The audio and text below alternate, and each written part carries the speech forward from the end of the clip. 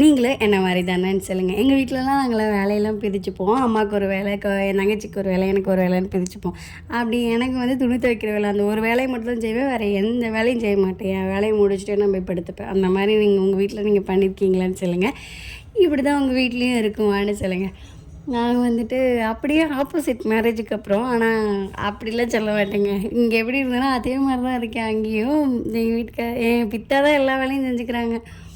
அவர் நான் வீட்டிலலாம் சொல்லுவாங்கள்ல, ஒய்ஃப் கொஞ்சம் ஹெல்ப் பண்ணுப்பா அப்படின்னு சொல்லிக்கிட்டு இருப்பாங்க. ஆனால் அப்படியே ஆப்போசிட்டுங்க. நான் தான் அவருக்கு ரொம்ப ஹெல்ப் பண்ணிக்கிட்டு இருக்கேன். அவர் செஞ்சுக்கிட்டு இருப்பார், நான் ஏதாவது ஹெல்ப் பண்ணட்டுமா அப்படின்னு கேட்டு ஏதாவது பண்ணிக்கிட்டு இருப்பேன். சொல்லப்போனால் நான் ரொம்ப லக்கிங்க. அப்படி தான் போய்கிட்டுருக்கு. அவருக்காக தான் பால்கோவா செஞ்சுக்கிட்டு இருக்கேன்.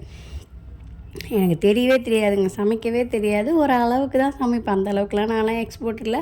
ஆனால் அதுலேயும் நான் வந்து பால்கோவா செஞ்சேன். செம்ம டேஸ்ட்டாக இருந்தது. அவளுக்கு ரொம்ப பிடிச்சிருந்தது.